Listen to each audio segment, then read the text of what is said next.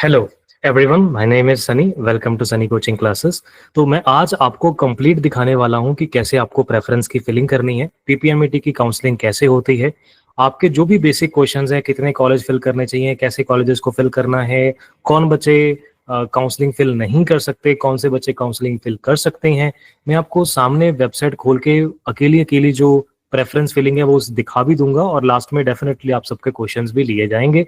तो सबसे पहले तो जो शेड्यूल, मैं इसकी एक आपको सेपरेट वीडियो भी बना के मैंने आपको भेजी थी ग्रुप में। तो उसमें जो अब फर्स्ट राउंड ऑफ काउंसलिंग की जो हमारे पास लेटेस्ट डेट्स हैं वो आप फटाफट से जान लीजिए कि हमारे पास जो लेटेस्ट डेट्स थी वो हमारे पास क्या थी। तो अब आप लोगों को जो चॉइस फिलिंग है वो 27 जून से करनी थी, और कल 27 जून से ये स्टार्ट हो चुकी हैं। और कब तक होएंगी? 4 जुलाई तक आप इसको कर सकते हो, 27 जून से 4 जुलाई तक। वैसे आप 3 जुलाई तक ही फिल कर लेना। लास्ट के दिन ना वहां पे रश रहता होता है, वेबसाइट वगैरह कई बार थोड़ी सी मतलब समझ सकते हो ना कि लास्ट डे पे आपको अवॉइड करना है, आपको पहले ही फिल कर लेनी है, लास्ट दिन का बिल्कुल भी वेट नहीं करना। 27 जून से 4 जुलाई तक वैसे आप कर सकते हो, पर आप 3 जुलाई तक ही अपनी प्रेफरेंसेस को फिल कर लीजिएगा। शाम को 4 बजे का जनरली टाइम होता है 4 तारीख को, पर हमें 4 तारीख की वेट ही नहीं करनी, 3 तक कर लेनी है। मैं तो इवन ये भी कहता होता हूँ कि पहले दूसरे दिन थोड़ा अवॉइड करना चाहिए। अच्छा, 2-3 बच्चों के ना मन में बेसिक डाउट्स हैं। अब कई बच्चों को लग रहा है कि जो चॉइस फिलिंग पहले कर देंगे उनको पहले कॉलेज अलॉट हो जाएगा, अगर मैं 2 तारीख को काउंसलिंग फिल करूंगा तो तब तक तो सारी सीटें खत्म ही हो जाएंगी, बच्चे तो 27 तक अप्लाई करने लगे हुए हैं। तो ऐसा नहीं है भाई, आपने 27 को अप्लाई करा या 4 को अप्लाई करा, एक ही बात है, क्योंकि सीट अलॉटमेंट साथ साथ नहीं हो रही।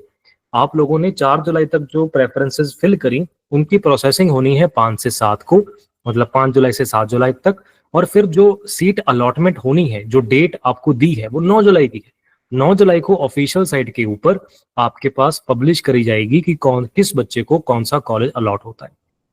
तो आपने 3 को फिल करा, 4 को फिल करा, 1 को फिल करा, आज फिल करा, कल फिल करा, उससे फर्क नहीं पड़ता, बस 4 से पहले पहले करना है, आइडियली 3 जुलाई से पहले पहले करना है। अब प्रोविजनल जो लिस्ट आ जाएगी 9 जुलाई को, उसमें ना अगर आपको लगता है कि कोई ऑब्जेक्शन है, ऑब्जेक्शन मतलब अगर आपसे कम परसेंटाइल वाले बच्चे को, मतलब आपसे पीछे रैंक वाले बच्चे को अगर वो कॉलेज मिल गया जो आपने चॉइस फिलिंग में अप्लाई करा था, आपको नहीं मिला, तो आप ऑब्जेक्शन फाइल कर सकते हो अपनी लॉगिन आईडी करके। वहीं पे ऑब्जेक्शन फाइल का ऑप्शन आएगा और वो 11 जुलाई तक रहेगा शाम को 4 बजे। 11 जुलाई के बाद फिर फाइनल मेरिट लिस्ट आ जानी है अब 14 जुलाई को। 14 जुलाई को फाइनल मेरिट लिस्ट आ जाएगी। अगर आपने कोई ऑब्जेक्शन फाइल करा हुआ तो उसको मॉडिफाई करके, जनरली ये मॉडिफिकेशंस कमी होती हैं, जो पहले होती है वही फाइनल बन जाती होती है। मैं आपको आज ही बता रहा हूँ, ज्यादातर केसेस में ऐसा ही होता है, जो प्रोविजनल लिस्ट होगी वही आपके पास फाइनल हो जाएगी। अगर आपको फिर भी कोई लगे ऑब्जेक्शन है तो आप फाइल कर सकते हो, डेफिनेटली उसको वो कंसिडर करेंगे।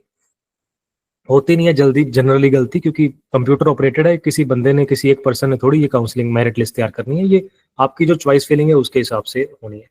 बच्चों के मन में बड़े सवाल हैं कि उनको कैसे पता कि सबसे टॉप का कॉलेज कौन सा है, मतलब कैसे रैंकिंग डिसाइड होती है। आपका सारे क्वेश्चंस के आंसर करूंगा, मैं पढ़ के रखा हूँ क्वेश्चंस की, बच्चों को मेन में क्या क्वेश्चन है सारे आंसर करेंगे, डोंट वरी। पहले डेट सुन लो। अब इसके बाद जो प्रोविजनल हमारे पास अलॉटमेंट लिस्ट है, वो फाइनल अलॉटमेंट लिस्ट मतलब ऑब्जेक्शंस के बाद जो आएगी वो 14 को आ जाएगी। अब उसके बाद ना आपको वहां पर एक कॉलेज अलॉट हो गया होगा कि आपको ये कॉलेज अलॉट हुआ, आपको पहली प्रेफरेंस का मिल गया, तीसरी प्रेफरेंस का मिल गया, जो भी मिल गया, उस कॉलेज की एक डेट दी होगी कि आपको इस डेट को इस कॉलेज में जाके अपनी एडमिशन करवानी है। तो वो 15 जुलाई से लेके 22 जुलाई तक वो एडमिशन होनी है। 14 जुलाई को आपकी फाइनल मेरिट लिस्ट आ गई। आप शेड्यूल क्या था देखो, 27 से 4 के बीच में आपने 4 जुलाई तक आपने प्रेफरेंस को फिल करना है। फिर सीट अलॉटमेंट हो जानी है 5 जुलाई से 7 जुलाई के बीच, मतलब सीट अलॉटमेंट नहीं, प्रोसेसिंग होनी है। सीट अलॉटमेंट कब आपको मिलेगी? 9 जुलाई को, मतलब 5 से 7 उन्होंने ये 3 दिन रखे हैं जिसमें वो प्रोसेसिंग करेंगे, और कॉलेज को अलॉटमेंट आपको, मतलब जो भी किसी बच्चे को जो कॉलेज अलॉट होना है वो हो जाएगा। और 9 जुलाई को आपको फाइनल अलॉटमेंट लिस्ट मिल जाएगी। आप सिर्फ अपना नहीं, सबका जान पाएंगे, पब्लिकली लिस्ट अवेलेबल होगी कि भाई इतनी परसेंटाइल, इतने रैंक वाले बच्चे को ये कॉलेज अलॉट हुआ, इतने वाले को ये कॉलेज अलॉट हुआ। तो आप देख सकते हो ना, मतलब बिल्कुल ट्रांसपेरेंट काम है। तो वो कुछ नहीं है कि भाई इसको कह के दिल वाले कॉलेज में पहले से सीट रिजर्व करवा लें, नहीं, ऐसा कुछ भी नहीं होने वाला। आपको परसेंटाइल बेसिस पे मिलनी है और प्रेफरेंस फिलिंग पे ही मिलनी है। तो कई कॉलेजेस अगर आपको डायरेक्ट भी कहते हैं कि भाई हमारे कॉलेज में डायरेक्ट एडमिशन करवा लो, तो ऐसे नहीं है। अगर वो बाबा फरीद यूनिवर्सिटी के अंडर है तो अलॉटमेंट पीपीएमईटी के थ्रू ही होनी है, और ट्रांसपेरेंट सामने दिखेगा। अगर आपको कोई ऑब्जेक्शन ऐसी लगे कि आपसे कम नंबर वाले को सीट कैसे मिल गई भाई, आपकी कैटेगरी का सेम होना चाहिए, अगर अलग कैटेगरी का है तो मेरिट लिस्ट अलग है ना। तो आपने ऑब्जेक्शन फाइल कर दी, ऑब्जेक्शन के बाद 9 जुलाई तक वो 11 जुलाई तक आप कर सकते थे ऑब्जेक्शंस को फाइल, और उसके बाद आपकी 14 जुलाई को फाइनल मेरिट लिस्ट आ गई। जो फाइनल मेरिट लिस्ट आई उसके बाद ना, जब आप लॉग इन करके देखेंगे तो वहां पे आपको डेट शो करेगा कि आपका ये अलॉटेड कॉलेज है और इतनी डेट को इतने बजे आपने वहां पे जाके एडमिशन करवानी है। तो वो 15 जुलाई से 22 जुलाई के बीच की कोई डेट होगी जिसमें आपने एडमिशन करवानी है। उसमें आपने कहा क्या कुछ होगा, आपकी डॉक्यूमेंट्स वेरिफिकेशन होगी, ओरिजिनल डॉक्यूमेंट्स आपने वहां पे लेके जाने हैं, आपकी एलिजिबिलिटी चेक होगी कि आपके सारे डॉक्यूमेंट्स कंप्लीट हैं, मेडिकल चेकअप होगा, कुछ खास नहीं होता, सिंपल ही होता है, और आपने फीस डिपॉजिट करवानी है। देखो जो यूनिवर्सिटी फीस होती है वो तो ऑफिशियल वेबसाइट के ऊपर ही पे हो जानी है। आपने लॉगिन करा, वहीं पे ऑप्शन आएगा पे यूनिवर्सिटी फीस, और वो वहां पे आप ऑफिशियली यूनिवर्सिटी फीस पे कर देंगे। आपको कोई भी XYZ कॉलेज अलॉट हुआ हो, चाहे वो गवर्नमेंट है चाहे वो प्राइवेट है, हाँ फीस अलग अलग है, गवर्नमेंट की कुछ और प्राइवेट की कुछ और, तो वो आपने यूनिवर्सिटी फीस ऑनलाइन पे कर देनी है। और उसके बाद 15 से 22 के बीच की जो भी आपको डेट मिली, उस डेट को अपने वो फीस की रिसिप्ट जो आपने ऑनलाइन पे करी, अपने सारे ओरिजिनल डॉक्यूमेंट्स वगैरह लेके उस कॉलेज में जाना है। अब वो यूनिवर्सिटी फीस के अलावा उस कॉलेज की जो भी एक्स्ट्रा फीस है, जैसे कि हॉस्टल की फीस हो सकती है, ट्रांसपोर्टेशन की चार्जेस हो सकते हैं, कोई और development charges, lab charges, normally government colleges में ऐसे नहीं होते, बट प्राइवेट कॉलेजेस में ऐसे अलग अलग नाम पे अलग अलग चार्जेस हो सकते हैं। तो आप उस प्राइवेट कॉलेज में जब आपको अलॉट हुआ तो वहां पे जाके आप अपनी वो एक्स्ट्रा जो चार्जेस हैं, जो भी फीस है, वो पे करोगे, और फिर आपकी एडमिशन वहां पर हो जाएगी, और एकेडमिक सेशन आपका 1 ऑफ 8 मंथ से शुरू हो जाएगा, मतलब क्लासेस शुरू हो जाएंगी। अब जो मैंने बोला कि प्राइवेट कॉलेज में अदर एक्सपेंसेस कुछ ना कुछ रह सकते हैं, रह गवर्नमेंट में भी सकते हैं, गवर्नमेंट में काफी कम होते हैं, प्राइवेट में थोड़े ज्यादा। अब वो कितने हैं वो आप जो भी कॉलेज चॉइस में फिल करोगे उस कॉलेज से पहले कॉल करके कंफर्म कर लेना। प्राइवेट कॉलेजेस जनरली फोन पे भी काफी अच्छा आपको आंसर दे देते हैं, आपकी बात हो जाती है, कोऑपरेटिव होते हैं, तो उनसे पहले कंफर्म कर लेना कि भाई आपका 1 ईयर की टोटल फीस कितनी है, 4 साल की फीस कितनी है। कल को हम जो भी आपके क्वेरीज हैं मतलब उस कॉलेज के रिगार्डिंग, आप वहां पे कंफर्म कर लेना। तो ये हो गया हमारे पास बेसिक शेड्यूल। अब नेक्स्ट है कि कौन कौन बच्चा अपनी अब फर्स्ट काउंसलिंग को अटेंड कर सकता है। तो फर्स्ट काउंसलिंग को कौन कौन अटेंड कर सकता है? अगर आप जनरल कैटेगरी को बिलोंग करते हो तो 50th परसेंटाइल आपका मिनिमम होना चाहिए पीपीएमटी में। अब 50th परसेंटाइल अगर आपका मिनिमम है तो आप काउंसलिंग अटेंड कर सकते हैं जनरल कैटेगरी में। एससी या ओबीसी कैटेगरी में यही लिमिट 40 परसेंटाइल की है। जनरल पीडब्ल्यूडी में 45%, एससी एसटी ओबीसी और पीडब्ल्यूडी, मतलब अगर दो कैटेगरी जैसी इनमें से इकट्ठी आ जाती हैं, एससी प्लस पीडब्ल्यूडी है, एसटी प्लस पीडब्ल्यूडी है, या ओबीसी प्लस पीडब्ल्यूडी है, तो 40th परसेंटाइल हमारे पास मिनिमम, यानी कि उससे अगर कम परसेंटाइल हुई तो आप काउंसलिंग में फर्स्ट अटेंड नहीं कर पाएंगे। अच्छा, अब इसके हिसाब से आप रैंक भी देख सकते हो। अभी जो आपका जो रिजल्ट आया हुआ है उसमें आप देख लीजिए कि 50 परसेंटाइल कहाँ पे आती है, तो आप देख सकते हो उसमें कि कितने बच्चे जो है मतलब रैंक वाइज कितने रैंक तक के बच्चे फर्स्ट काउंसलिंग अटेंड कर सकते हैं। पर हमें वो देख के क्या लेना, आपको तो आपकी काउंसलिंग का मतलब है ना, बाकियों की हो रही है कि नहीं हो रही, हमें क्या लेना देना। तो आप क्या करें, आप जो ऑफिशियल वेबसाइट है मैं करके दिखाऊंगा, आप सीधा लॉग इन करें और चॉइस फिलिंग करें। कैसे करेंगे मैं दिखाऊंगा। देखो आपकी परसेंटाइल कितनी है वो आपको इसके हिसाब से पता चल जाएगा कि आप कर सकते हो कि नहीं। मैं कहता हूं छोड़ो, आप प्रेफरेंस फिलिंग खुद करके देख लेना। अगर आपकी परसेंटाइल कम हुई तो वहां पे ना वो लॉगिन करने के बाद एरर दे देगा, चॉइस फिलिंग होगी नहीं, एरर पॉपअप हो जाएगा कुछ कि आपका एलिजिबल नहीं हो, या फिर आपकी परसेंटाइल कम है, स्कोर कम है, कुछ ना कुछ आ जाएगा। ठीक है, तो आपको ये, अगर आपकी परसेंटाइल आपको लगता है ना कम भी है, मतलब 50 परसेंटाइल से कम है, तो भी आप एक बार लॉगिन करके चेक करके देख लेना। मतलब बच्चों को ना कंफ्यूजन होती है कि भाई बच्चा होता है ओबीसी कैटेगरी का और वो यही समझी जा रहा है कि 50 परसेंटाइल मिनिमम कंडीशन है, उसके लेट से 45 है तो वो कर सकता है ना काउंसलिंग अप्लाई, क्योंकि ओबीसी में 40 परसेंटाइल है। तो आप लॉगिन करके एक बार ट्राई जरूर कर लेना। रैंकिंग रैंकिंग का हिसाब छोड़ो कि इतने रैंक तक के कर सकते हैं, इतने रैंक तक के कर सकते हैं, छोड़ो। तो आप प्रेफरेंस फिलिंग एक बार करके जरूर देखना। अगर वहां पर हो जाए तो अच्छी बात है, कैसे करेंगे मैं लास्ट में दिखाऊंगा आपको। और अगर वहां पर कोई एरर पॉपअप हो जाए तो अच्छे कॉलेज से ही करना चाहते हो, लाइक गवर्नमेंट कॉलेज से या कोई लीडिंग प्राइवेट से, तो आप नेक्स्ट ईयर के लिए दोबारा से अपीयर हो सकते हो।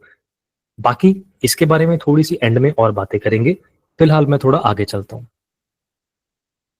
ओके, तो ये हमारे पास वो कॉलेजेस की लिस्ट है दिस ईयर के 2025 सेशन की, जो बीएससी नर्सिंग करवा रहेंगे, मतलब पीपीएमटी के अंडर है, बाबा फरीद यूनिवर्सिटी के अंडर है। देखो कॉलेज सिलेक्ट करने की ना बेसिक कंडीशन होती है कि Indian nursing council INC approved होना चाहिए, और मोस्टली पीपीएमईटी के अंडर ये कॉलेजेस आपके आईएनसी अप्रूव्ड होंगे। फिर भी आपको जो कॉलेज फिल करना हो, एक आईएनसी की ना लिस्ट आती है, आप नेट पे सर्च करोगे INC approved colleges, Indian nursing council approved colleges, INC approved colleges for nursing, तो वहां पे आपको लिस्ट शो हो जाएगी। तो जो भी आप कॉलेज फिल करने वाले हो उसका नाम देख लेना उस लिस्ट में आता है कि नहीं। मोस्टली बाबा फरीद यूनिवर्सिटी के अंडर जो कॉलेजेस हैं उनमें होगा। इसके अलावा अगर कुछ बच्चों का हो जाए कि मुझे अकेला गर्ल्स नर्सिंग कॉलेज चाहिए, मतलब जहाँ पे बॉयज हो ही ना, अकेले गर्ल्स के लिए कॉलेजेस हो, तो ये रहे हमारे पास 11 कॉलेजेस जहाँ पर ओनली गर्ल्स हैं, और काफी अच्छे अच्छे कुछ कॉलेजेस हैं इनमें से, वो आप अपने देख लेना। कैसे देखना है बताऊंगा आपको, डोंट वरी, कैसे सिलेक्ट करना है बताऊंगा। तो ये सिर्फ वो कॉलेजेस की लिस्ट है जहां पर ओनली गर्ल्स हैं, बॉयज अलाउड ही नहीं है। तो अगर कुछ हमारे पास पेरेंट्स की या गर्ल्स की होती है कि भाई हमें गर्ल्स ओनली कॉलेजेस चाहिए, तो आप इनमें से देख सकते हो। ओके, बढ़िया, ठीक है। अब हर कॉलेज में जो सीट्स हैं, अभी मैंने जो पिछली स्लाइड दिखाई उसमें सीट्स लिखी हुई था ना, इस कॉलेज में इतनी सीट्स हैं, इस कॉलेज में इतनी सीट्स हैं। तो हर कॉलेज में, चाहे वो गवर्नमेंट है चाहे वो प्राइवेट है, प्राइवेट में भी रिजर्वेशन है, गवर्नमेंट में भी रिजर्वेशन है। अब वो रिजर्वेशन कैसी कैसी है मैं आपको दिखा रहा हूँ। देखो, अगर आप गवर्नमेंट कॉलेजेस की बात करो तो उसमें उसमें शेड्यूल्ड कास्ट की 25% सीट्स रिजर्व है, बीसी कैटेगरी की 10%, बैकवर्ड एरिया की या बॉर्डर एरिया की दोनों की 1-1%, फिजिकली डिसेबल्ड की 5%, स्पोर्ट्स पर्सन की 1%। ओके, स्पोर्ट्स पर्सन 11 और 12th में स्पोर्ट्स खेली हो, बाद में कहो कि भाई मैंने 5th क्लास में ऑल इंडिया में फर्स्ट आया था या मैं डिस्ट्रिक्ट खेला था, वो नहीं चलेगा। +1 +2 का खेला हुआ होना चाहिए, और उसकी ना स्पोर्ट्स ग्रेडेशन भी करवानी होती है, तो वो आपने करवाई हो। और अपने जो सर्टिफिकेट्स होते हैं वो फिजिकली डिपॉजिट होते हैं यूनिवर्सिटी में, हमने पहले किसी वीडियो में डिस्कस करा हुआ है, तो वो ठीक है। अच्छा, और अगर प्राइवेट कॉलेजेस की आप देखो तो उसमें भी हमारे पास शेड्यूल्ड कास्ट की 25%, बैकवर्ड क्लास की 10% है, फिजिकली डिसेबल्ड की 5% है, और Jammu Kashmir migrants due to terrorist violence की 1% है।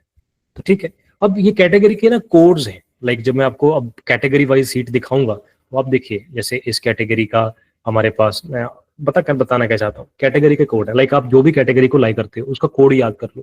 फॉर एग्जाम्पल आप एससी कैटेगरी को लाई करते हो, ऐसी कैटेगरी है तो आप ऐसी कैटेगरी का कोड याद कर लो कि 12 है, जनरल कैटेगरी का 11 है।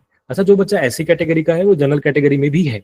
इन केस बच्चा ने मान लो जनरल कैटेगरी का था, उसने गलती से ऐसी कैटेगरी का सेलेक्ट कर लिया और उसके पास अब ऐसी कैटेगरी का सर्टिफिकेट नहीं बन रहा, तो वो जनरल कैटेगरी के साथ अब भी काउंसलिंग अटेंड कर सकता है।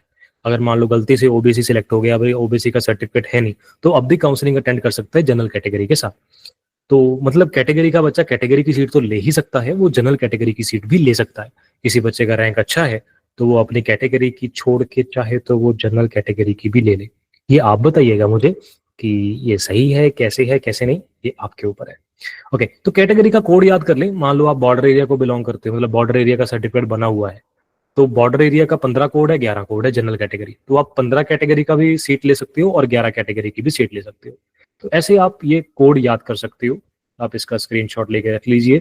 आप जिस भी कैटेगरी को बिलोंग करते हो उस कैटेगरी का कोड जो है वो याद कर लेना, क्योंकि सीट्स हर कॉलेज में ना, अच्छा हर कॉलेज में जैसे आप बोल रहे हो हर कॉलेज में मान लो स्पोर्ट्स कैटेगरी की सीट हो, ऐसा भी जरूरी नहीं है। हर कॉलेज में मान लो वो कश्मीरी माइग्रेंट की सीट हो, ऐसा जरूरी नहीं है, किसी में है किसी में नहीं है। तो इसलिए कह रहा हूँ कि कोड के हिसाब से आप फिलिंग वगैरह कर सकते हो। अब किस कॉलेज में कितनी सीट्स हैं किस कैटेगरी की वो दिखाता हूँ, आप इसका स्क्रीनशॉट लेके रख लें, आपके लिए फायदेमंद रहेगा। तो 1 2 3, अब हमारे पास सीट्स कितनी है हर कॉलेज की ना। फॉर एग्जांपल अब देखो, ये जो लिस्ट है ना ये रैंकिंग के हिसाब से नहीं है, ये रैंकिंग के हिसाब से नहीं है। अच्छा, यूनिवर्सिटी क्या रैंकिंग के हिसाब से कॉलेज की सीट अलॉटमेंट करती है? ऐसा नहीं है, मैं आपको अभी समझाऊंगा कि वो कैसे सीट अलॉटमेंट होगी। प्रेफरेंस जब आप फिल करोगे मैं दिखा दूंगा उसमें। तो अगर आप एग्जाम्पल के लिए Adarsh college of nursing Patiala search करते हो, क्योंकि इसी लिस्ट में पहले नंबर पे दिया हुआ है, तो मैं इसके बारे में पहले बात कर रहा हूँ। मेरी तरफ से कोई भी कॉलेज की अब डिस्क्लोज कर दूं, मैं कोई भी कॉलेज की रिकमेंडेशन आपको नहीं दे रहा कि आपके लिए यही कॉलेज अच्छा है या यही कॉलेज अच्छा है। गवर्नमेंट कॉलेज सबके लिए अच्छे रह सकते हैं, बाकी आप अपने डिस्टेंस के अकॉर्डिंगली, मैं आपको तरीका सिखाऊंगा। मैं ये नहीं, मैं आपको बना बनाया ज्ञान नहीं देना चाहता कि बस इसी कॉलेज को फिल कर लो। मैं आपको सिखाना चाहता हूँ कि कैसे कॉलेजेस की सिलेक्शन की जाती है। बाकी आपके जो डाउट्स होंगे हम लास्ट में ले लेंगे, डोंट वरी। फिलहाल अगर एग्जाम्पल के लिए आप आदर्श कॉलेज ऑफ नर्सिंग देखो, तो इसमें गवर्नमेंट कोटा यूनिवर्सिटी कोटा, उसमें जनरल कैटेगरी की हमारे पास टोटल 19 सीट्स है। जनरल कैटेगरी का कोड 11 देखा था ना, तो उसकी 19 सीट्स है। अगर आप इसी कॉलेज में गवर्नमेंट कोटा की शेड्यूल्ड कास्ट की देखो तो टोटल 7 सीट्स है। इसी कॉलेज में गवर्नमेंट कोटा की बीसी कैटेगरी की 3 सीट्स हैं। इसी कॉलेज में पीडब्ल्यूडी की एक ही सीट है। इसी कॉलेज में माइग्रेंट फ्रॉम जम्मू कश्मीर की कोई नहीं है। अब किसी किसी कॉलेज में होगी, किसी किसी कॉलेज में नहीं होगी, ये मैंने आपको पहले ही बोला। ठीक है, फिर इसी कॉलेज की मैनेजमेंट कोटा की जनरल कैटेगरी की, इसी कॉलेज की मैनेजमेंट कोटा की एससी कैटेगरी की, इसी कॉलेज की बैकवर्ड क्लास की मैनेजमेंट कोटा की।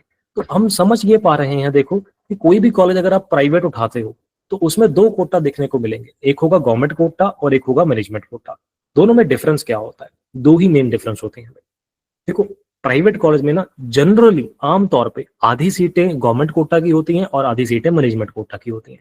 हम गवर्नमेंट कोटा को ओपन कोटा या यूनिवर्सिटी कोटा भी बोल देते हैं, मैनेजमेंट कोटा को प्राइवेट सीट या प्राइवेट कोटा भी आम शब्दों में लोग बोल देते हैं।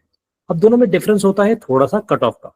अब कोई लीडिंग प्राइवेट कॉलेज अगर है तो वो डायरेक्ट एडमिशन ही देगा, एडमिशन पीपीएमईटी के थ्रू ही होनी है, चाहे उसकी मैनेजमेंट कोटा की सीट भी है। कई बच्चे सोचते हैं कि भाई कोई आपके पास XYZ प्राइवेट कॉलेज है, उसकी जो मैनेजमेंट कोटा की सीट्स हैं वो कॉलेज से सीधा बात करके ले ले। नहीं, मिलनी तो पीपीएमईटी के बेस पे है। फर्क क्या है फिर?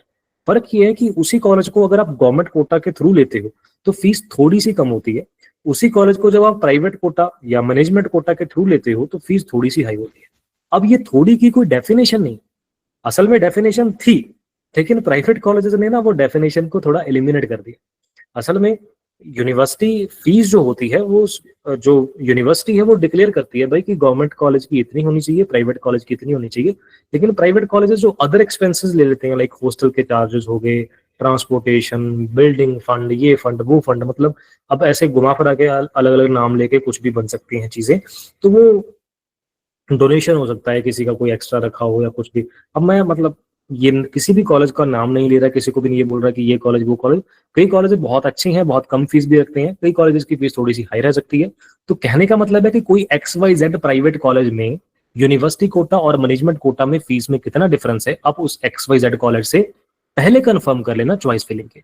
ये फीस का डिफरेंस जनरली काफी नैरो हो जाता है, काफी कम हो जाता है, लेकिन कुछ कॉलेजेस के केस में ज्यादा भी हो सकता है।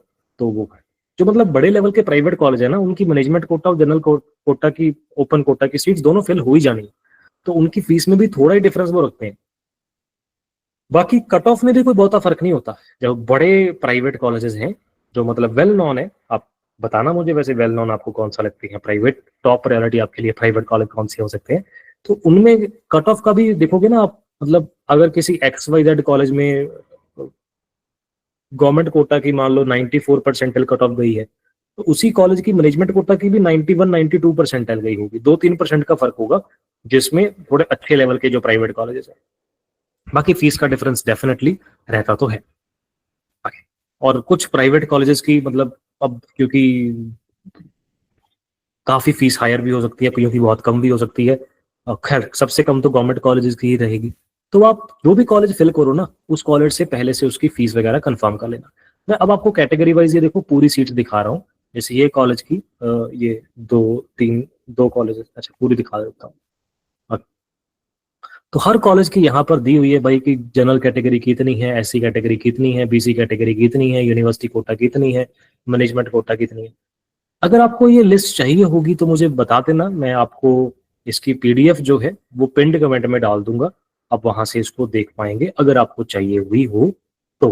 बाकी कैटेगरी वाइज सीट्स हैं, मतलब हर कॉलेज में आपको SC कैटेगरी की सीट भी मिल जाएगी, BC कैटेगरी की सीट भी मिल जाएगी। जो बाकी कैटेगरीज हैं, स्पोर्ट्स हो गया, ये कश्मीरी माइग्रेंट्स हो गए, या फिर आपके पास NRI हो गया, तो इनकी हो सकता है किसी किसी कॉलेज में ना भी हो, क्योंकि इनकी जो परसेंटेज है वो काफी कम होती है रिजर्वेशन की।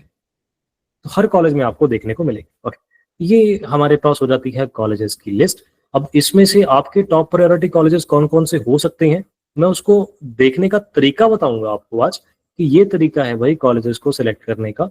फिलहाल आप इन कॉलेजेस को देख सकते हो, ठीक है।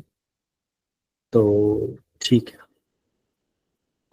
इनकेस आपको ये लिस्ट पूरी चाहिए हुई ना तो मैं PDF पूरी अवेलेबल करवा दूंगा, कोई टेंशन की बात नहीं है। जैसे आप कहेंगे बिल्कुल वैसे हो जाएगा। आप अपने अपने शहर के एटलीस्ट सबसे पहले तो ये कर सकते हो ना कि आप जो भी विलेज को बिलोंग करते हो, जो भी आप शहर को बिलोंग करते हो, विलेज को करते हो, तो नियर बाय बड़े शहर कोई ना कोई तो होगा।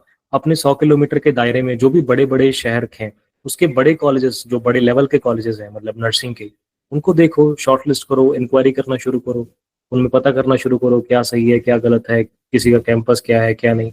कोई बहुत ही रूरल एरिया में हो, अंदर जाके हो कॉलेज, मतलब शहर से 10 किलोमीटर अंदर जाके है किसी विलेज में, किसी कस्बे में, तो कल को ऐसे कॉलेज में आना जाना मुश्किल हो जाए, अब मतलब कल को ढूंढना ही मुश्किल हो जाए कि भाई एडमिशन कहाँ मिल गई, तो ऐसे कॉलेजेस को फिर आप थोड़ा अवॉइड भी कर सकते हो। चॉइस फिलिंग में आप बस ऐसे कॉलेजेस ही सिलेक्ट करना जिसमें आप कर सकते हो नर्सिंग। आप कोई भी ऐसा कॉलेज मत सिलेक्ट कर लेना जिसमें आपका मन नहीं है, कल को भाई कहो कि मुझे इसमें करनी ही नहीं, तो ऐसा मत कुछ मत करना। एटलीस्ट कॉलेजेस ऐसे फिल करना जहां पे आप कर सकते हो, वही वही कॉलेजेस को सिलेक्ट करना। वैसे सिलेक्ट करने की बेसिक कंडीशंस क्या होती हैं, चलो आप थोड़ा थोड़ा सा डिस्कस मैं आगे करवाता हूँ, क्योंकि उसमें मैं 3-4 पॉइंट आपको बताना चाहता हूँ। रुक जाओ। तो ये, अच्छा ये ठीक है। तो ये अब जब आपको कोई पर्टिकुलर कॉलेज अलॉट हो गया और आपको एडमिशन के लिए जाना है, तो वहां पर ना ये आपको एनेक्शर्स लेके जाने हैं। अब जिस जिस भी एनेक्शर्स में मतलब आपकी एलिजिबिलिटी है, मतलब जो जो भी आपके लिए एप्लीकेबल है वो लेके जाना है। जैसे ये कंपलसरी है फॉर ऑल कैंडिडेट्स, जो भी आप कॉलेज में एडमिशन करवाने के लिए जा रहे होगे, ये सेल्फ डिक्लेरेशन है। आप इसका प्रिंट आउट आप प्रोस्पेक्टस से ले सकते हो, या स्क्रीनशॉट लेके इसका फोटो का प्रिंट आउट निकाला के इसको फिल वगैरह कर लेना। तो ये आपको चाहिए। इसके अलावा आप और जो भी, अगर आपके पास कोई पर्टिकुलर कैटेगरी है, किसी कोई बेनिफिट अवेल कर रहे हो, तो उसके जो जो भी हैं तो वो आपको करवानी है। जैसे पंजाब परमानेंट रेजिडेंस का सर्टिफिकेट, वो तो आपके पास पंजाब रेजिडेंस का सर्टिफिकेट होगा ही है ना। ये सर्टिफिकेट कहाँ पे करवाना है, बाय प्रिंसिपल, हेड प्रिंसिपल। तो ये इतना जो सर्टिफिकेट है ये आप अपने स्कूल प्रिंसिपल सर साहब से अटेस्ट करवा सकते हो फिल करके।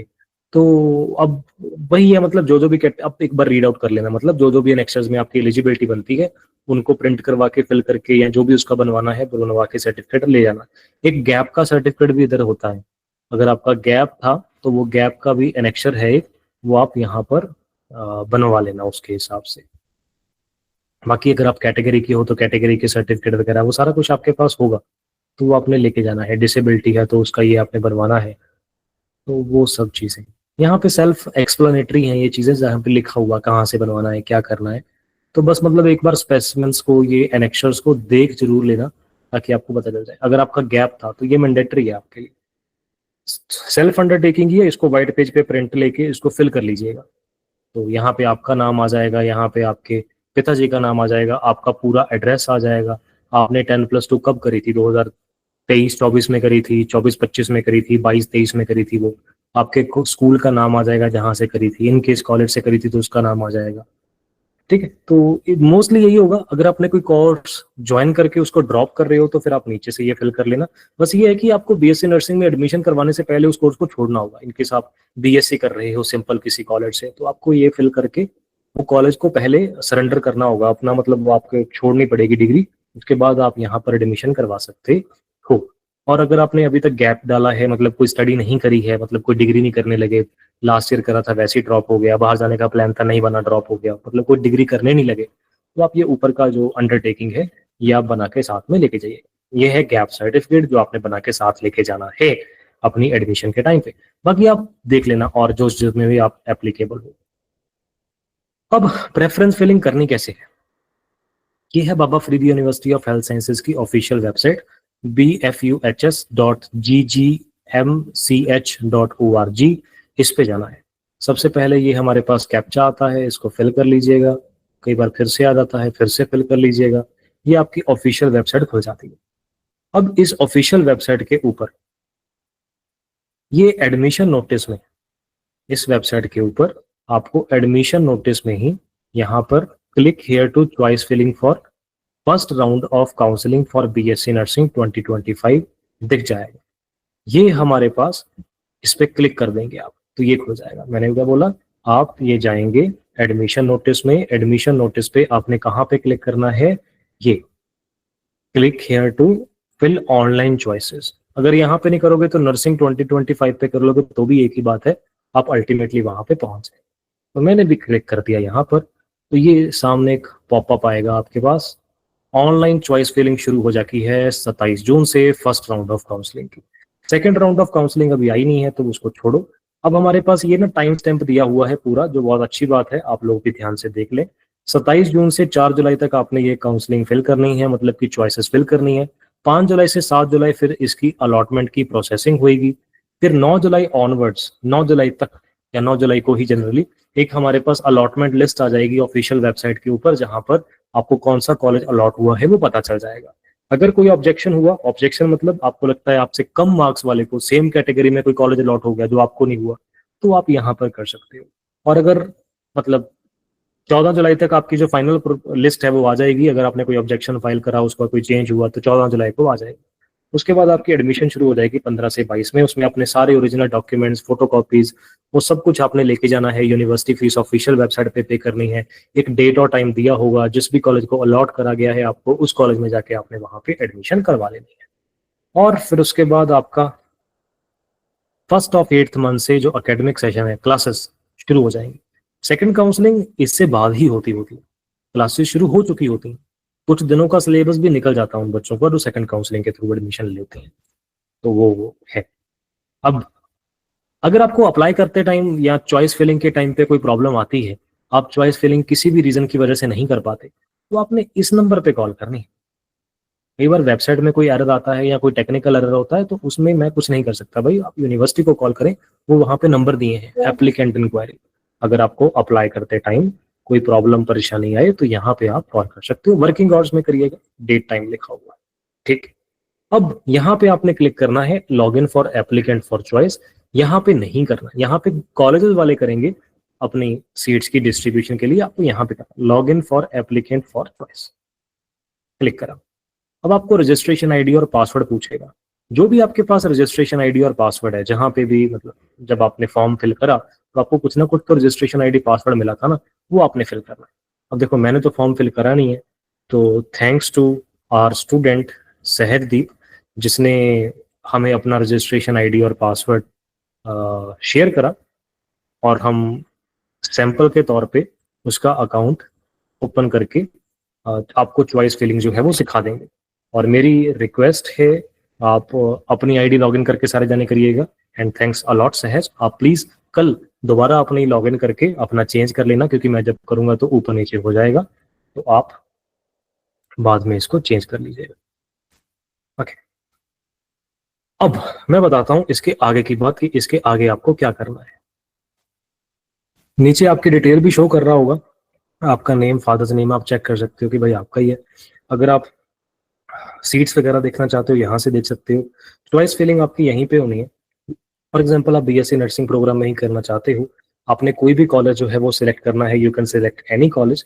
जैसे एग्जांपल के लिए मैं आपको बताऊंगा कि कौन से कॉलेजेस और कैसे सिलेक्ट करने चाहिए आपको, डोंट वरी। जैसे एग्जांपल के लिए कोई गवर्नमेंट कॉलेज सिलेक्ट करते हैं। हमारे पास पंजाब में सिर्फ 6 ही गवर्नमेंट कॉलेज है, राइट। जो भी गवर्नमेंट कॉलेज मुझे पहला दिखा वो कर देंगे। जीएमसी अमृतसर दिखा, मैंने कर दिया। आपको अपनी परसेंटाइल के हिसाब से कॉलेजेस को फिल करना चाहिए। जैसे इसकी परसेंटाइल अच्छी है, हमें मिलके भी गया है स्टूडेंट, तो मैं आपको बता रहा हूं कि अब आपको करना क्या है। आपको अपनी परसेंटाइल के हिसाब से चॉइस फिलिंग करनी है, जो भी आपके कॉलेजेस हैं उसके हिसाब से। तो मान लो आपने ये कॉलेज सेलेक्ट करा, तो ये गवर्नमेंट कॉलेज है, तो इसमें गवर्नमेंट ही हमारे पास सीट है, एक ही सीट है, तो गवर्नमेंट कोटा ही है। और यही अगर कोई प्राइवेट कॉलेज आपने सेलेक्ट किया होता तो उसमें 2 कोटा दिखते, आपको गवर्नमेंट कोटा भी दिखता, मैनेजमेंट कोटा भी दिखता। तो प्राइवेट कॉलेज को फिर आप गवर्नमेंट सीट लेना चाहते हो तो गवर्नमेंट कोटा, मैनेजमेंट सीट लेना चाहते हो तो मैनेजमेंट कोटा फिल करेंगे। अब इसके बाद आपकी कैटेगरी, अब ये स्टूडेंट जनरल कैटेगरी का है तो जनरल कैटेगरी की सीट लेगा तो जनरल कैटेगरी। इनकेस आपकी कोई कैटेगरी है, मान लो आप ओबीसी हो, बीसी हो, तो आप वो कैटेगरी भी सिलेक्ट कर सकते हो। आप चाहो तो जनरल भी कर सकते हो, मतलब अगर आप ऐसी कैटेगरी की हो तो आप ऐसी कैटेगरी भी कर सकते हो, जनरल भी कर सकते हो, आपके ऊपर है। आप जनरल कैटेगरी की सीट लेना चाहिए जनरल कैटेगरी की ले लें, कैटेगरी की लेना चाहें अपनी कैटेगरी के लिए लें। मैं यही कहता होता हूँ कि भाई आप अपनी कैटेगरी के लिए, जनरल कैटेगरी की सीट्स में वैसे ही कंपटीशन बहुत होता है, उनकी सीट्स बेचारों की क्यों और कम करना। तो आप जो भी, अच्छा मैं तो ये कहता हूँ कि आपको जो जो कॉलेज पसंद है ना, इस सीक्वेंस में ही देखते रहो। आप इस कॉलेज, मतलब ये कॉलेज आपको अच्छा लगता है तो फिल कर लो, नहीं अच्छा लगता अगले पे आ जाओ, ये अच्छा लगता है ये फिल कर लो, नहीं अच्छा लगता ये फिल कर लो ना, जो आपको अच्छा लगे उसको फिल कर लो। जैसे एग्जाम्पल के लिए मुझे कौन सा अच्छा लगता है, गवर्नमेंट कॉलेज ही सिलेक्ट करता हूँ एज ऑफ नाउ। जैसे मुझे सबसे पहले मैंने अमृतसर सेलेक्ट कर लिया, अब बचा गवर्नमेंट कोटा का ही है और जनरल कैटेगरी का ही है, तो जनरल कैटेगरी मैंने चॉइस सेलेक्ट कर लिया। ओके, तो एक कॉलेज आ गया। ठीक है, अब ऐसे ही आप दूसरा कॉलेज सेलेक्ट कर ले। मान लो मुझे अ, और कौन सा, government college of nursing Patiala अच्छा लगा, जिसको आप लोकली राजेंद्रा पटियाला बोलते हो। पंजाब के बच्चों को बताया कि Rajendra Patiala government college of nursing Patiala है। जो अदर स्टेट के हैं वो बेचारे यही कहते हैं कि भाई government college of nursing Patiala अच्छा कॉलेज है, ये राजेंद्रा पटियाला है। ठीक है, अब इसके बाद आपने तीसरी चॉइस कोई लेनी है तो आप फॉर एग्जांपल आप कौन सी लें, कोई गवर्नमेंट कॉलेज ले लेते हैं। ये अल्फाबेटिकली है एक्चुअली। तो university college of nursing Faridkot, जो हमारी Baba Farid university of health sciences का खुद का कॉलेज है, तो ये चॉइस फिल कर ली।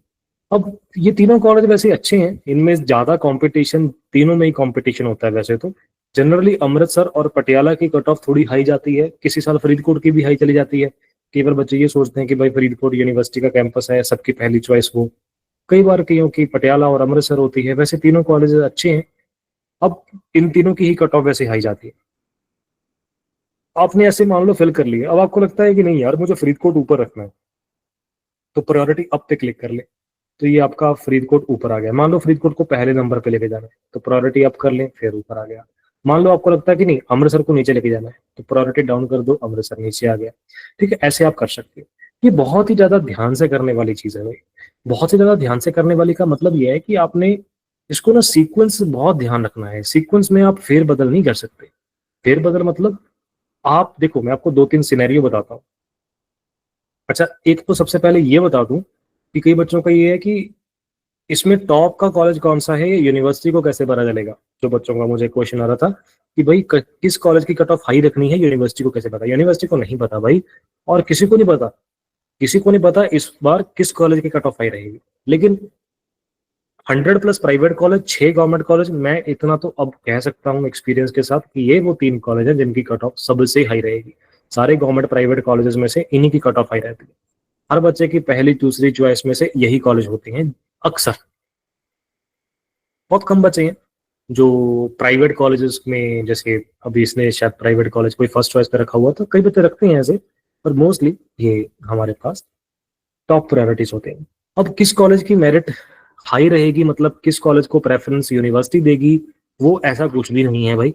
अब देखो होता क्या है, हमारे पास ना 3 कॉलेजेस, मतलब आपने मल्टीपल कॉलेजेस को फिल कर दिया।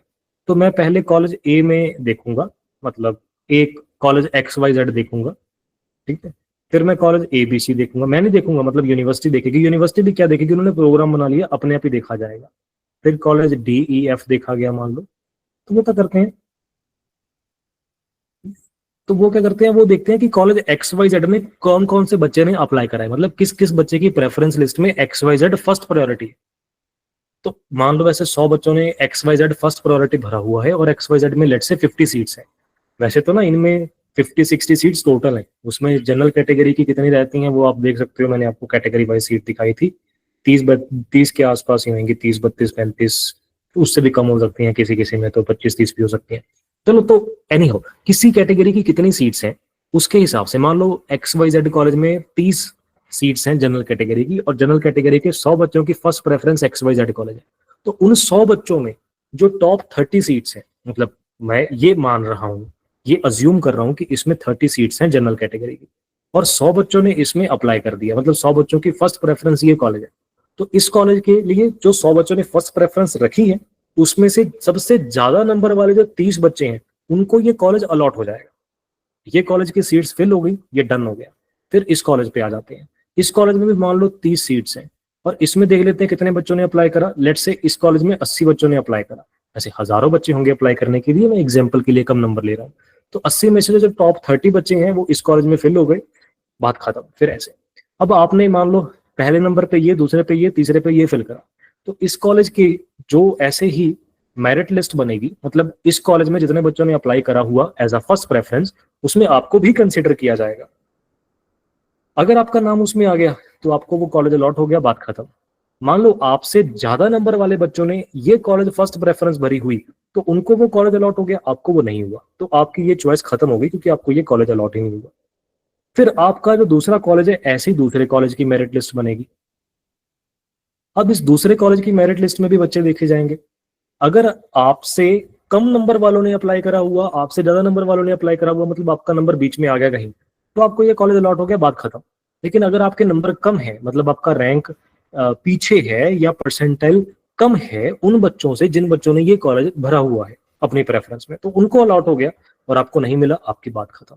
फिर आपकी तीसरी चॉइस में आ जाएंगे। ऐसा नहीं है कि मैं सिर्फ गवर्नमेंट कॉलेज भरूंगा तो मेरे गवर्नमेंट कॉलेज मिलने की प्रोबेबिलिटी बढ़ जाएगी, ऐसा बिल्कुल भी नहीं है। कई बच्चों को लगता है कि हम सिर्फ गवर्नमेंट कॉलेज भरेंगे, हमारा गवर्नमेंट कॉलेज मिलने के चांसेस बढ़ जाएंगे, हमें यही मिलेगा। देखो, आप अपनी परसेंटाइल और रैंक के हिसाब से कॉलेज की फिलिंग करना। अगर आपने कम कॉलेज फिल करे या ऐसे कॉलेज फिल करे जिसमें आपसे हायर मार्क्स वाले बच्चों ने ही अप्लाई किया हुआ, तो आपको वो कॉलेज अलॉट ही नहीं होगा। लेट्स से इसने ये तीसरे नंबर पे भरा और इससे कम नंबर वाले बच्चों ने ये कॉलेज फिल करा हुआ था, या कुछ बच्चे से ज्यादा भी रहे होंगे शायद, मतलब मान लो 30 सीट्स हैं लेट्स से इस कॉलेज में, तो 30 सीट्स में 25 बच्चे ऐसे हैं जिनके नंबर इस बच्चे से हायर है, तो उनको सीट अलॉट होगी।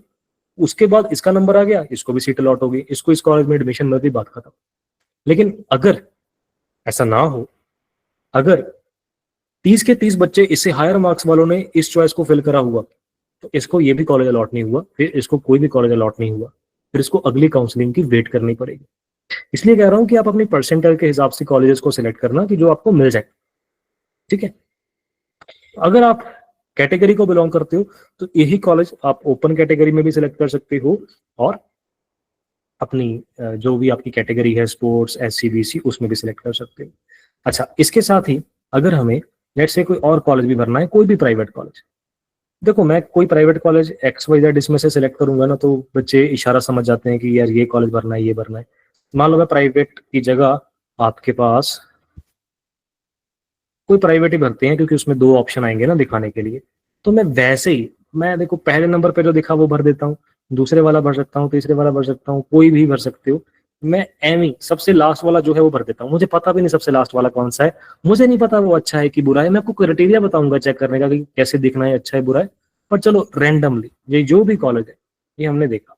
जब हम प्राइवेट कॉलेज देखते हैं ना, तो प्राइवेट कॉलेज में आपको दो कोटा देखने को मिलेंगे, गवर्नमेंट कोटा, मैनेजमेंट कोटा। अगर आप इस कॉलेज में गवर्नमेंट कोटा की सीट लेना चाहते हो तो वो फिल कर लो, अगर आप मैनेजमेंट की लेना चाहते हो तो वो फिल कर लो, और आप मल्टीपल चॉइसेस भी फिल कर सकते हो। मतलब उस कॉलेज में एडमिशन लेने के चांसेस बढ़ाने के लिए आप इस कॉलेज को दो बार भी सिलेक्ट कर सकते हो। मैं करके दिखाता हूँ। जैसे आपने इसका गवर्नमेंट कोटा भी सिलेक्ट कर दिया, फिर गवर्नमेंट कोटा के बाद अगर आप जनरल और SC कैटेगरी हो तो इसको भी आप दो बार सेलेक्ट कर सकते हो। मान लो आपने जनरल कैटेगरी के साथ भी भर दिया, BC कैटेगरी के साथ भी भर दिया, ये जनरल कैटेगरी का है तो जनरल कैटेगरी का भर दिया, ऐड चॉइस पे क्लिक करा, ये नीचे आ गया। ठीक है। अब इसका गवर्नमेंट कोटा भरा है, मान लो यही कॉलेज मुझे प्राइवेट कोटा में भी भरना है, ये सेम कॉलेज, तो एक बार मैंने इसका मैनेजमेंट कोटा जिसको मैं प्राइवेट बोल रहा हूँ फिल कर दिया और ऐड कर दिया, तो ये नीचे सेम कॉलेज एक बार जन आपके पास गवर्नमेंट कोटा में भी आ गया और सेम कॉलेज आपका मैनेजमेंट कोटा में भी आ गया। यानी कि प्राइवेट कॉलेज को आप दो बार फिल कर सकते हो, एक बार गवर्नमेंट कोटा में कर दिया, एक बार मैनेजमेंट कोटा में कर दिया। क्योंकि हर कॉलेज में हमने देखा था ना कि कुछ सीट्स गवर्नमेंट कोटा की हैं, कुछ सीट्स मैनेजमेंट कोटा की हैं, तो गवर्नमेंट कोटा की जो मेरिट लिस्ट बनेगी तो उसमें नाम आ गया बच्चे का, ठीक है, नहीं तो मैनेजमेंट कोटा की जो मेरिट लिस्ट बनेगी उसमें नाम आ गया, जो ठीक है। ऐसे कर सकते हैं। मान लो आपको लगता है कि भाई नंबर कम है, मैनेजमेंट कोटा के मिलने का चांस है, तो भी आप गवर्नमेंट कोटा को ऊपर रख सकते हो। वैसे वैसे आप इनको कर सकते हो ऊपर नीचे। कोई चॉइस आपको लगता है कि गलती से कॉलेज फेल हो गया, आपका मन बदल गया कि नहीं मुझे मैनेजमेंट कोटा नहीं लेनी, मुझे सिर्फ गवर्नमेंट कोटा लेनी है, उसको डिलीट कर दो। कोई भी प्राइवेट कॉलेज भरने से पहले ना उस कॉलेज को कंफर्म करके, कॉल करके या विजिट करके उनकी एग्जैक्ट फीस जान लेना भाई, ताकि आपको प्रॉब्लम ना आए बाद में। तो ऐसे चॉइस फिलिंग करनी है और करने के बाद आपने फाइनल सबमिट जरूर कर लेना है। तो ये हमारे पास तरीका था। अब कॉलेज कौन सा आपके लिए अच्छा हो सकता है, मतलब कौन सा कॉलेज हमारे लिए अच्छा है, वो हम कैसे जाने, वो भी मैं थोड़ा आपको बता ही देता हूँ, है ना, ताकि आपको ये आइडिया भी हो जाए। मैं आपको पहले थोड़ा जनरल आइडिया देता हूँ, पंजाब को छोड़ा, थोड़ा बड़े लेवल पे देखते हैं। ठीक है, थोड़ा बड़े लेवल पे देखते हैं, पंजाब से थोड़ा आगे बढ़ के। एक मिनट दीजिएगा मुझे बस, मैं आपको कुछ दिखाना चाहता हूँ।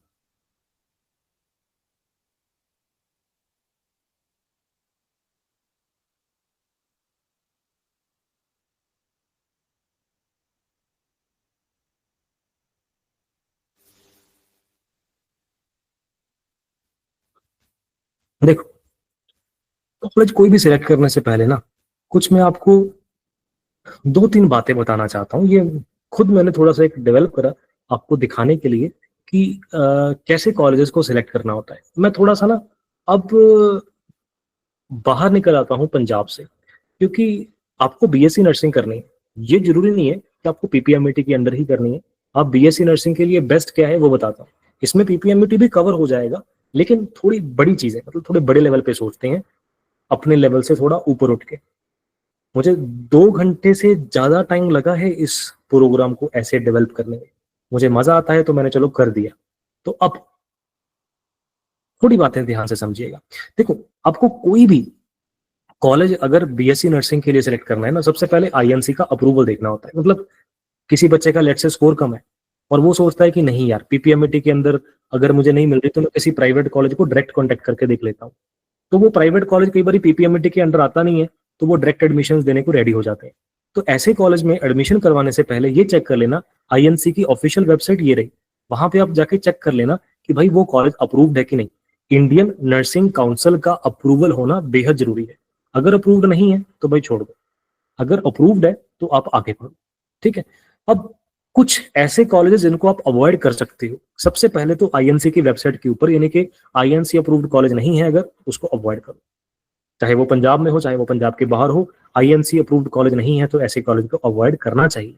अब अगर आईएनसी अप्रूव्ड नहीं है तो मैं ये नहीं बोल रहा कि उसकी डिग्री पक्का वैलिड नहीं है, लेकिन बहुत सारी जगह पर उसकी डिग्री को क्वेश्चन किया जा सकता है, यानी कि बहुत सारी जगह पर उसकी जॉब को मतलब एलिजिबिलिटी में कंसिडर नहीं करा जा सकता। मतलब कुछ जगह पर एलिजिबिलिटी में होता है कि भाई उसकी डिग्री आईएनसी अप्रूव्ड कॉलेज के थ्रू होनी चाहिए। तो कल को आपका फॉरेन का प्लान बनता है या कोई गवर्नमेंट जॉब के लिए ट्राई करते हो, वहां पर अगर एलिजिबिलिटी में ये कंडीशन आ गई तो फिर आप फंस जाओगे। इसलिए अपने 4 साल का टाइम स्पेंड करना है भाई, लाखों रुपए फीस पे करनी है। लाइक गवर्नमेंट कॉलेज की भी फीस पंजाब में लाखों रुपए हो जाती है 4 साल की। तो आपको थोड़ा अलर्ट होके ध्यान से कॉलेज सिलेक्ट करना है। सबसे पहली चीज आईएनसी अप्रूव्ड होना चाहिए। दूसरा, उसकी अननेसेसरी वेग एडमिशन रिक्वायरमेंट्स नहीं होनी चाहिए। कई बार कॉलेजेस ना अननेसेसरी बातें करने लगते हैं, जो मतलब प्रैक्टिकली भी हमें लगता है कि नहीं यार ऐसा कुछ नहीं है। तो कई बार मतलब कुछ कॉलेजेस कहते हैं कि भाई हमें नेक्स्ट जो 4 साल की फीस है उसके ब्लैंक चेक दे दीजिए। कुछ कॉलेजेस कहते हैं, हाँ ये बात जरूर है, डिग्री छोड़ते हैं तो पेनल्टी हर कॉलेज चार्ज करता है, जनरली हर कॉलेज चार्ज करता है। हाँ, आप काउंसलिंग के थ्रू करते हो तो अलग बात है, लेकिन अगर आप करो कल को कहो कि मुझे डिग्री ड्रॉप करनी है तो फाइन हो सकता है।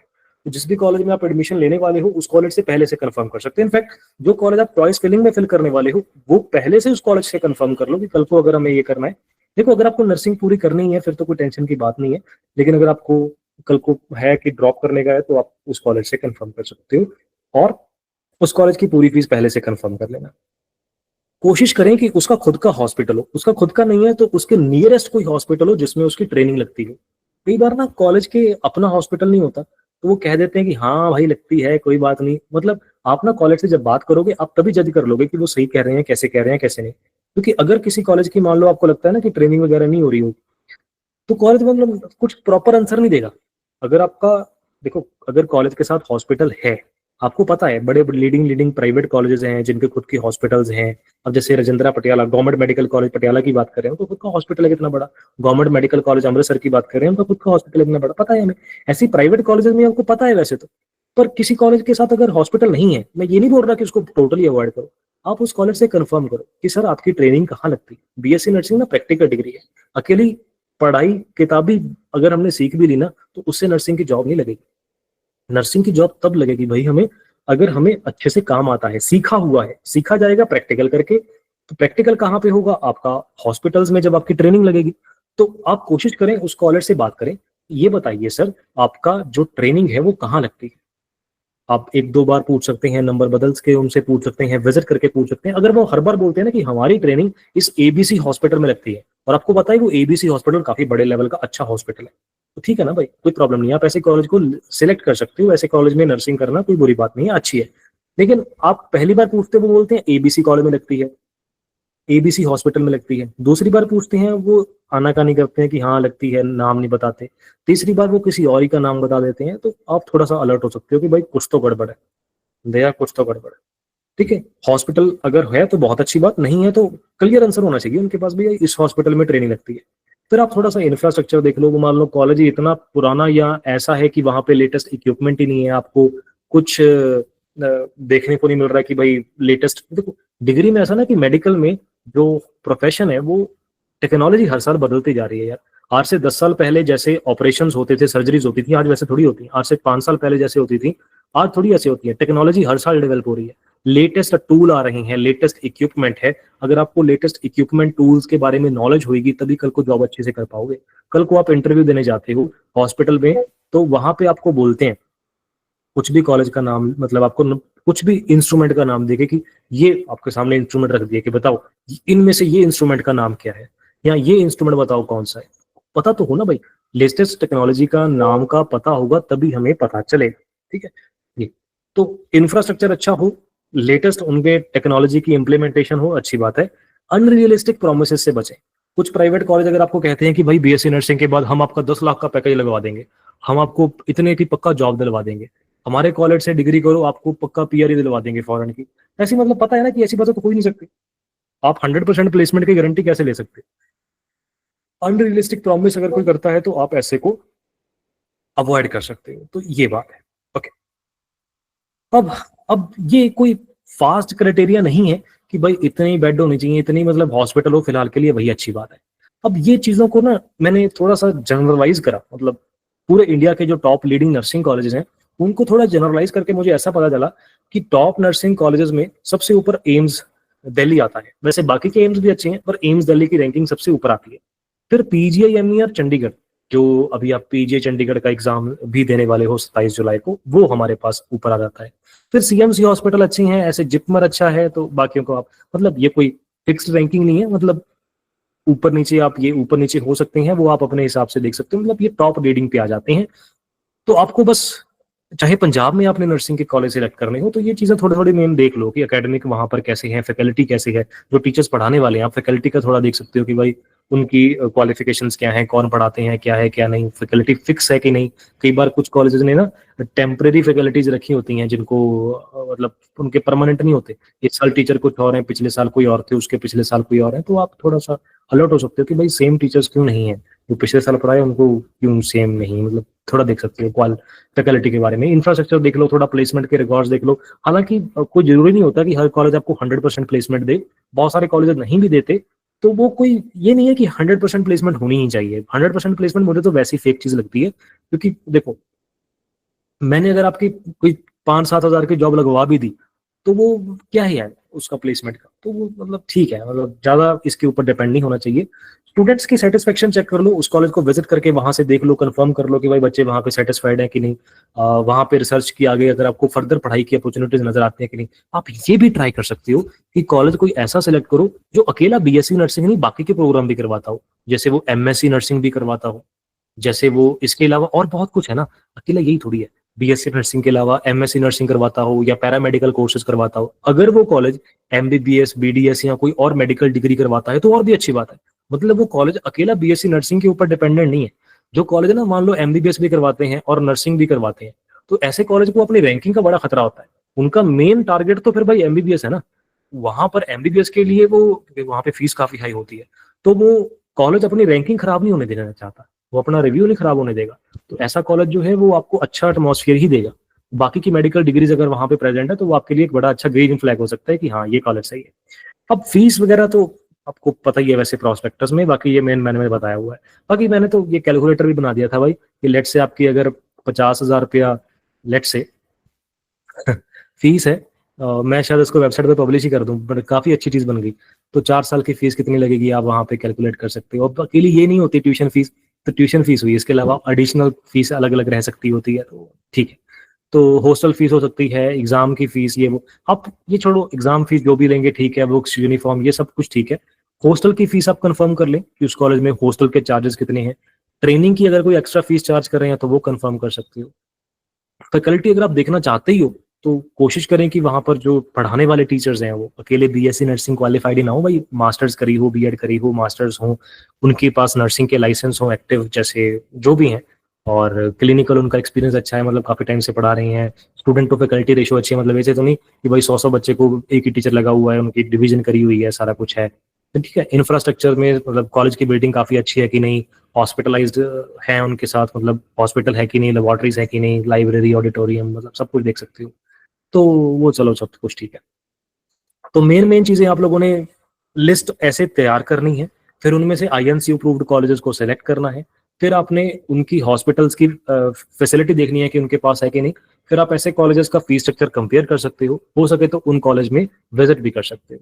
तो कॉलेज की सिलेक्शन लिस्ट में मेरे पास फाइनल निकल के आता है कि भाई आईएनसी अप्रूव्ड हो, उनके पास हॉस्पिटल हो, अच्छा इंफ्रास्ट्रक्चर हो, क्वालिफाइड फैकल्टी हो, प्लेसमेंट रिकॉर्ड उनका अच्छा हो, रीजनेबल फीस हो, फीस भी अननेसेसरी ना चार्ज कर रहे हो, लोकेशन बड़ी मैटर करती है। मतलब ऐसा नहीं कि भाई रूरल एरिया में जाके कहीं खोल दिया, रूरल एरिया में होना बुरी बात नहीं है, पर मतलब कहीं ऐसी जगह जाके खोल दिया जहां पे मतलब कल को रीच आउट करना ही मुश्किल है।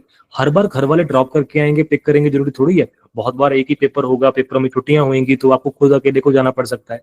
तो हो सके तो सिटी में हो, टाउन में हो, नहीं तो वो नियर टू टाउन हो, मतलब कहीं अंदर जाके बहुत ज्यादा ना हो, बहुत ज्यादा रूरल में पेनिट्रेटेड ना हो कि कल को ढूंढना मुश्किल हो जाए, है ना। ठीक है। तो हॉस्टल अवेलेबिलिटी है कि नहीं वगैरह वगैरह। ठीक है। अब देखो एक इंटरेस्टिंग चीज, मैं अब सर्च कर रहा था ना कि इसके लिए, तो मुझे सर्च करने को मिला, अभी मैं कंफर्म नहीं हूँ, अभी अभी मैं कर रहा था ये, कि अभी भी नर्सिंग की कितनी वैकेंसीज खाली पड़ी हैं यार इंडिया में।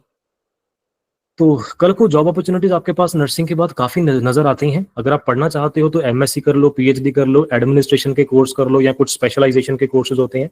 जॉब करना चाहती हो, स्टाफ नर्स कर लो, नर्सिंग पढ़ाने लग जाओ, nurse manager, clinical specialist, community health nurse, emergency room nurse, ICU, या फिर आप मतलब काफी सारी जॉब अपॉर्चुनिटीज नजर आती हैं और बड़ी अच्छी चीज है। ओके। तो अब जो ये हमारे पास चेक है ना, ये चेक इन आपके लिए काफी इंपॉर्टेंट है। ये चेक आप जरूर हर कॉलेज को करने से पहले देख लीजिएगा। कोशिश करें आईएनसी अप्रूव्ड हो, उनका खुद का हॉस्पिटल हो, जरूरी नहीं 100 बेड ही हो, 50 बेड भी चलेगा, इससे ज्यादा बेड भी चलेगा, मतलब हॉस्पिटल होना चाहिए। इंफ्रास्ट्रक्चर अच्छा है, क्वालिफाइड फैकल्टी है, प्लेसमेंट रिकॉर्ड अच्छा है, फीस उनसे कॉल करके कंफर्म कर लो, लोकेशन देख लो, हॉस्टल अवेलेबिलिटी देख लो उनकी खुद की है कि नहीं, बाद में कहीं कि नहीं भाई खुद का हॉस्टल नहीं है, पीजी लेना पड़ेगा, आसपास पीजी ढूंढते घूम रहे हो। लड़कियों के लिए हॉस्टल थोड़ा ज्यादा सही रहता है, तो थोड़ा ट्राई करें कि हॉस्टल ही आपके पास मिल जाए। तो ये है। और उनकी कोई एक्स्ट्रा एग्जाम की कॉम्पैक्ट कोई फॉर्मेलिटी तो नहीं है वैसे, पीपीएमटी के अंडर देखोगे तो पीपीएमटी के अंडर ही है। तो ये हमारे पास बेसिक क्राइटेरिया है जो आपने फॉलो करना है। बाकी फिल कैसे करनी है वो मैं आपको दिखाई चुका हूं। ऐसे आप लोगों ने कॉलेजेस को फिल कर लेना है, आप चाहो जैसे आपको जो कॉलेज चाहिए वो फिल कर सकते हो। ठीक है। ये हमारे पास मेन जो है वो था। अब कुछ बच्चों के ना कॉमन क्वेश्चंस हैं जो मैं पहले वो आंसर कर दूं, ताकि आप लोगों के भी जो क्वेश्चंस है वो मेनली आंसर हो जाएंगे। किसी बच्चे का क्वेश्चन था, अगर फर्स्ट काउंसलिंग में कॉलेज मिल जाए और कॉलेज ज्वाइन ना करें तो क्या सेकंड काउंसलिंग में जा सकते हैं अदर कॉलेज के लिए। अगर आपको फर्स्ट काउंसलिंग में कोई कॉलेज अलॉट होता है और आप उसमें एडमिशन नहीं लेना चाहते, तो आप क्या करोगे, उस कॉलेज में अपनी एडमिशन, जो आपको कॉलेज अलॉट हुआ, आप उसको सरेंडर करोगे। सरेंडर मतलब आप उस कॉलेज को इन्फॉर्म करोगे कि भाई हम अपनी एडमिशन नहीं लेना चाहते। अब उसका शेड्यूल नहीं आया कि इन्फॉर्म कैसे करोगे। वैसे उसके लिए आपको उस कॉलेज में जाके लेटर देनी होती है कि भाई हमने अपनी एडमिशन जो है वो इस कॉलेज में नहीं करवाना चाहते। तो वो वहां पे जाके आप अपनी सीट सरेंडर कर देते हो, कैंसिल कर देते हो, आपकी एनरोलमेंट कैंसिल हो जाती है। उसके बाद फिर आप अपनी नेक्स्ट काउंसलिंग जो है वो अटेंड कर सकते हैं। तो बिल्कुल अगर आपको फर्स्ट काउंसलिंग में कोई कॉलेज मिला और आप उसमें एडमिशन नहीं करवाते, तो भी आप सेकंड काउंसलिंग अटेंड कर सकते हो। काउंसलिंग की कोई फीस लगेगी क्या? नहीं, काउंसलिंग की फीस नहीं लगेगी। काउंसलिंग की फीस आपकी पहले ही असल में डिपॉजिट हो गई थी जब आपने अप्लाई करा था पीपीएमटी के लिए, तो application fees plus counselling fees भी डिपॉजिट हो गई थी। मजे की बात यह है कि जो बच्चे पीपीएमटी क्वालिफाई नहीं भी करते, काउंसलिंग फीस उनकी भी डिपॉजिट यूनिवर्सिटी पहले ही करवा लेती है। अच्छा। आ,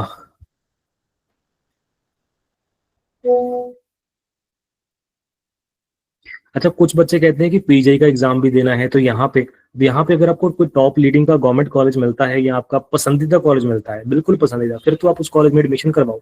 अगर आपको कोई आपका बेस्ट फेवरेट जो भी आपका टॉप मोस्ट प्रायोरिटी है वो नहीं मिलता, आप पीजे के लिए फिर पीजे की काउंसलिंग अटेंड कर लेना, पीजे का एग्जाम दे सकते हो और फिर इसका अगली काउंसलिंग में ट्राई कर सकते हो।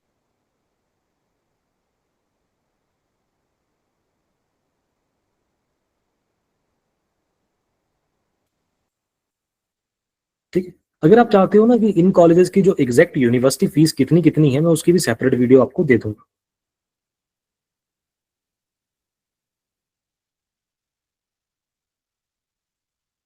जनरल और ईडब्ल्यूएस इकट्ठा ही है। ईडब्ल्यूएस की सेपरेट कैटेगरी जब आप यहाँ पे फिल कर रहे हो तो आपको शो नहीं कर रहा। ईडब्ल्यूएस की कोई भी यहाँ पर ना, जब आप कॉलेजेस की लिस्ट भी देखते हो, ईडब्ल्यूएस की कोई भी यहाँ पर आपको सेपरेट से सीट वगैरह नहीं दी हुई, तो इकट्ठा ही है।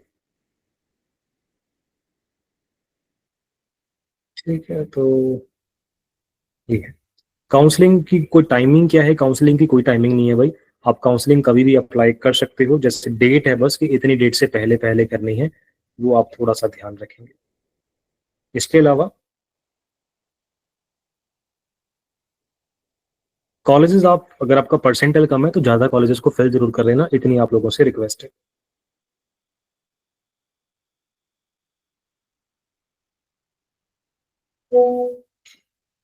ठीक है, बाकी जनरल क्वेरीज हैं। अगर किसी का वो, जैसे हमने कट ऑफ स्कोर देखा, उस कट ऑफ स्कोर से कम हुआ तो वो तो फिर नहीं कर सकता ना।